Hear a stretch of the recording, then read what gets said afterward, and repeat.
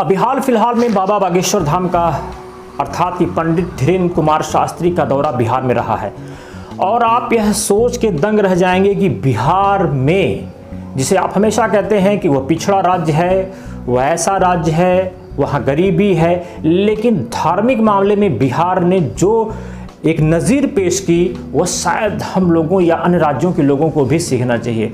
बाबा बागेश्वर धाम बिहार जाते हैं और वहाँ 10 लाख से ज़्यादा लोगों की भीड़ इकट्ठा हो जाती है और ये 10 लाख की जो भीड़ है ये बिन बुलाई भीड़ है, स्वयं से आई भीड़ है। ये 500 रुपये और एक दिन के खाने और बस में बैठ के जाने वाली भीड़ नहीं है। शायद भारत के राजनीतिक जो नेता हैं वो इसको समझ चुके हैं कि ये स्वयं से आई हुई भीड़ थी।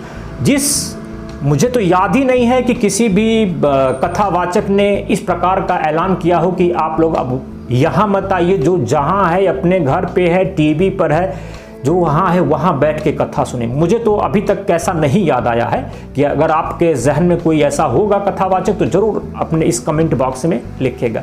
लेकिन क्या बिहार की राजनीति बदल जाएगी? इसके बारे में तो मैं ये नहीं कहूँगा बिहार की राजनीति बदलेगी या नहीं बदलेगी, इसे तो नेता जाने, लेकिन बिहार की सोच धर्म को लेकर बदल जाएगी। शायद इसलिए कि आज हम कहते हैं कि हिंदू कट्टर हो रहा है, नहीं, हिंदू अपने धर्म के प्रति जागरूक हो रहा है। शायद हमें इस नज़रिए से देखना चाहिए। बात कभी भी हिंदू मुसलमान की नहीं करनी चाहिए। मुसलमान को भी उतना ही अधिकार है कि उनके मौलानाओं को वो अपने लोगों को अपने धर्म के बारे में बताएं, तो उतना ही राइट्स हमारे कथावाचकों को है कि अपने धर्म के बारे में लोगों को सही जानकारी दें।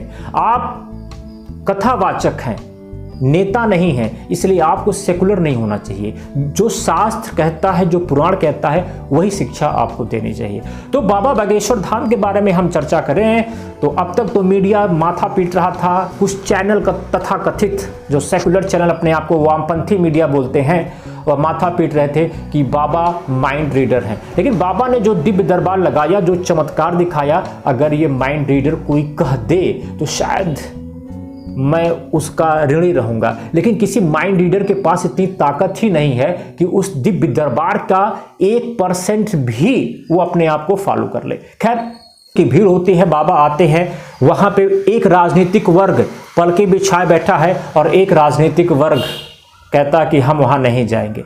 जाना न जाना आपका अपना विश्वास है, लेकिन यदि आप वास्तव में सेकुलर के पुरोधा हैं तो उसका मतलब क्या है? राज्य का कोई धर्म नहीं है। अगर राज्य का कोई धर्म नहीं है तो आपको इफ्तार पार्टी में भी नहीं जाना चाहिए, क्योंकि अगर धर्म है तो आप जा रहे हैं। अगर आप वहां जा रहे हैं, अगर पंथ निरपेक्षता को दूसरे तराजू से तोला जाए तो आपको हर जगह जाना चाहिए। आपको इफ्तार पार्टी में भी जाना चाहिए, आपको क्रिश्चियन यानी कि जो चर्च है वहां भी जाना चाहिए, गुरुद्वारा में भी जाना चाहिए, पारसी के वहां भी जाना चाहिए। यही राजधर्म होता है। लेकिन किसी बाबा का बायकॉट इस आधार पर नहीं करना चाहिए कि वो माया कर रहे हैं, वो धोखाधड़ी कर रहे हैं। वो लोगों की आस्था है बाबा से, लोग बाबा से जुड़े हुए हैं। अगर आपको मेरी बातें अच्छी लगी हो तो चैनल को